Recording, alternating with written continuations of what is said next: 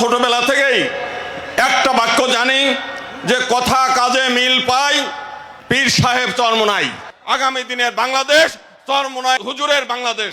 আপনারা প্রত্যেকটি মন্দির পাহারা দিয়েছেন, গ্রামে গঞ্জে সমস্ত হিন্দু পাড়া মহল্লায় আপনারা পাহারা দিয়েছেন, সেজন্য সমগ্র হিন্দু সমাজ আপনাদের কাছে কৃতজ্ঞ। আজকে আমাদের মাঝে সেই ব্যক্তিটা আছেন। বাংলাদেশে 1947 সালে ভারত ভাগ হয়েছিল দ্বিজাতি তত্ত্বের ভিত্তিতে, এবং এই ভূখণ্ড পরিচালিত হওয়ার কথা ছিল ধর্মীয়ভাবে, অথচ বাংলাদেশ স্বাধীন হওয়ার পরেও এই দেশে সবচাইতে বেশি নির্যাতিত হয়েছে আলেম ওলামারা। এবং আমরা দেখেছি যে যতগুলো হিন্দুদের বাড়ি হামলা হয়েছে, লুটপাট হয়েছে, অগ্নিসংযোগ করেছে, সবই করেছে আওয়ামী লীগ, কিন্তু দায় পড়েছে, তারা কৌশলগতভাবে দায় দিয়েছে ইসলামী ইসের উপরে।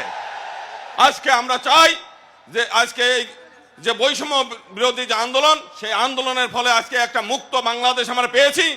আগামী দিনের বাংলাদেশ চরমোনাই হুজুরের বাংলাদেশ, এবং আমরা চাই যে আগামী দিনে ইসলামী আন্দোলন সহ যারা বাংলাদেশের ধর্মীয় নেতৃবৃন্দ আছে তাদের মাধ্যমে এই দেশ পরিচালিত হবে, এবং সেটা হলেই বাংলাদেশের যে সমস্ত মাইনরিটি সমাজ আছে তারা শান্তিপূর্ণভাবে নিরাপত্তা নিয়ে বসবাস করতে পারবে।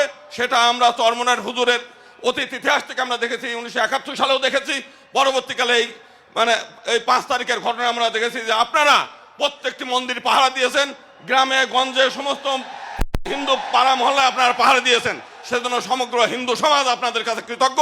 আমরা চাই আগামী দিনে আপনাদের মাধ্যমে এই দেশ পরিচালিত হবে, তবেই আমরা একটা সুখী, সমৃদ্ধিশীল এবং অসাম্প্রদায়িক বাংলাদেশ পাবো। ধন্যবাদ।